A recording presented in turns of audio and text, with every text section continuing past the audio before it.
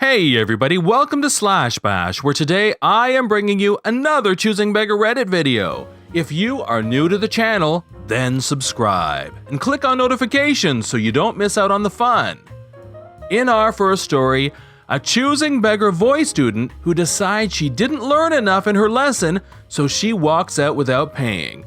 Let's jump right in. I work teaching singers with a fairly well-renowned voice studio in the US. We have a few teachers that work together and collaborate while teaching the same basic technique. We are headed by a prominent industry member who founded our group many years ago and now both teaches and runs the business end of the company.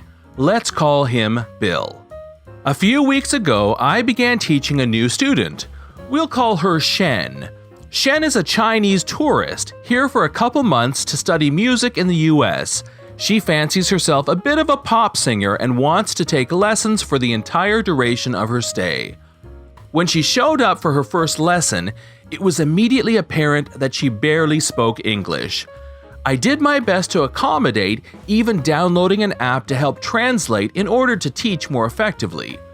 She proved to be a very difficult student.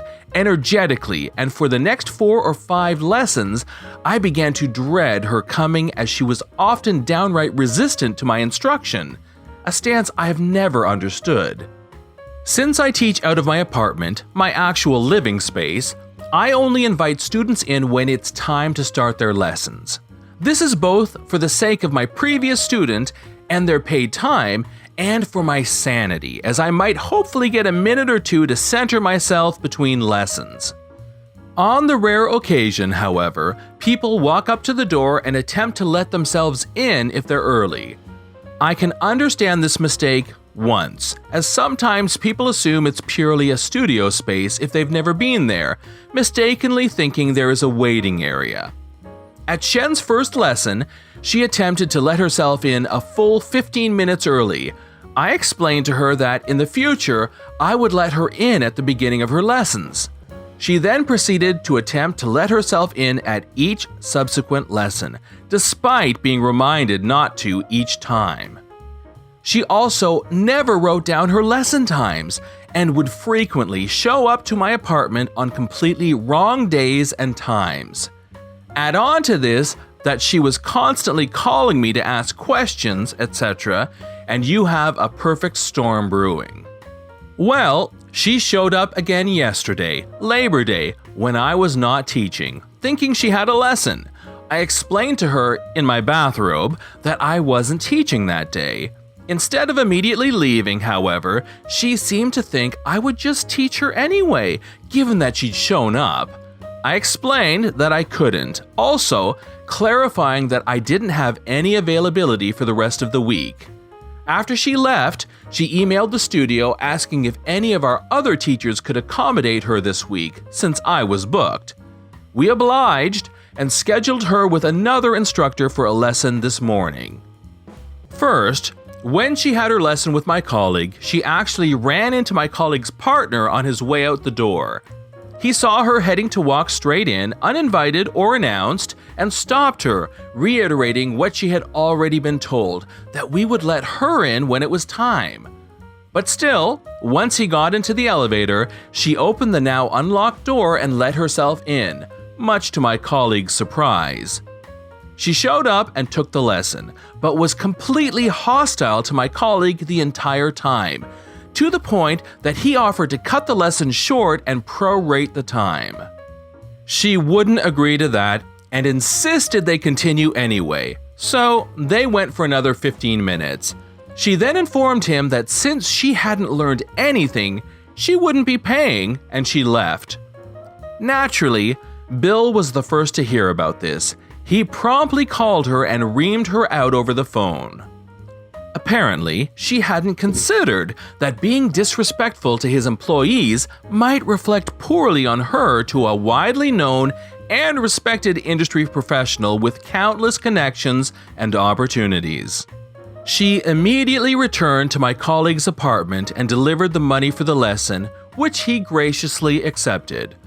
When he began to turn to close the door, she said, "But I have 15 minutes left in my lesson." Stunned, He explained that he currently had another student waiting to continue her lesson and essentially closed the door on her.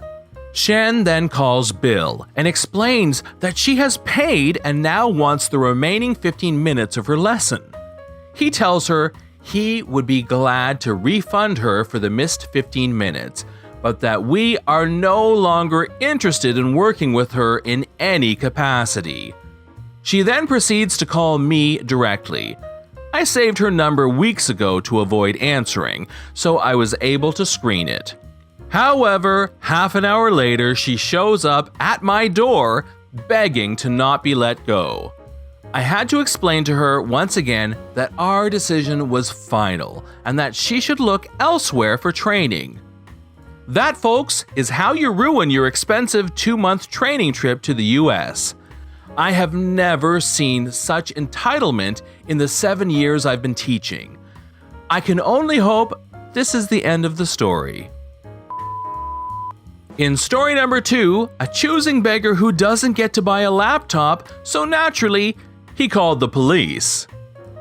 This happened last year. For context, I have a business that requires that I use a lot of laptops and computers. So typically, with every new contract, I add into the budget a brand new system that I only use for the duration of the contract. After about a year, I sell the laptop or computer equipment at usually 50% of the cost, or sometimes cheaper depending on who I am selling to and what the local market is like. For students, I usually sell items at 30% of the cost because I remember what it was like when I was a student. One day, I put a gaming laptop up for sale. I paid $1,300 for the laptop, and I decided I would post it for $300 just to get rid of it. I would just pull the upgrades and hard drive and replace with a smaller SSD. Immediately, my phone started blowing up with messages. My first question is always, are you a student? Because I will only sell at this price to a student. If you are a student, can you send me a photo of your student ID? I have an ID and I need this laptop. Why is it so cheap? Okay, great. Send me the ID, please, so I can verify it. I have a business and I already replaced this laptop. I only sell at this price to students because I want to help them out. Okay, I will send you my ID. Would you accept $200? I can come pick it up right now. Shoot me the ID and the price is firm at $300. Only time I will go lower is if I see the person had to walk to me or take a bus or bike. I just don't tell people that. What is your address? I'm on the way with $200. You haven't sent me the ID yet, and it's $300, not $200. I don't want to pay $300. I need money for the weekend. I can be there in 30 minutes. Tell me where to go. You can go to the store and pay over $1,000 then. No ID, no deal, no less than $300. This is a scam. I'm going to call the police and tell them you're selling stolen merchandise. Call the police. Show them my ad online. The photo of the receipt is in the ad. Flip off. Send me the address and we can be done with it. I'm already done with it. He proceeds to send me screenshots of him calling the police on his phone. I ignore it all. I met some cool kids that replied and came over, and I finally gave it to a young student for $250 after talking to him. I gave him a business receipt and copy of all the info for my records and taxes and such. He was thrilled and couldn't believe the amazing deal he got. For a week after, I'd get messages thanking me for selling him the laptop. Next week, I'll sell more computer components for desktops and a few cell phones. Can't wait to see what kind of choosing beggars appear. In story number 3, we have a choosing beggar who decides that her free house isn't big enough, so no thanks. About 2 years ago, my wife and I had our third child and were looking to upgrade homes. Our home was a very comfortable 3-bedroom. It was in a nice area and it had a fenced-in backyard. We accepted a nice offer and worked hard with the buyer to coordinate our closing to match the closing of our new home. Everything was set and ready to go. I did have to tear down my beautiful hand-built playset as part of the deal, and while it was an emotional thing to destroy, I wasn't going to be living there anymore, so fine. The last weekday before closing, we get a notification that the buyers want to do another walkthrough and we need to leave the house. We kind of freak out because the place is a mess, boxes everywhere, totally unprepared for a showing, but we learn that the teenage girl who will be living there hasn't seen the house yet and would like to see it. Thinking she is just excited about her new home, we agree. In our state, buyers can back out of a purchase very close to closing and just lose their earnest money and due diligence check. The day after this surprise walkthrough and 2 days before closing and the day after I rip the playset down, they back out. We get to keep the $4,000, but our closings are now screwed. We have 2 mortgages, the house is no longer staged, it's a total mess. Why? We ask our realtor to find out. A sweet grandmother wanted to buy the home for her divorced daughter and only child granddaughter to live in. A home in a better school district, close to family, where she can see them more often, and the mom has an easier commute. The grandmother and mom did all the walkthroughs while the granddaughter was with her dad, so she hadn't given any input on the house. Well, when she finally saw it, she was simply aghast. Her dad's house was way bigger and way nicer, and how could they expect her to live in this tiny 2,000 square foot house with her mother?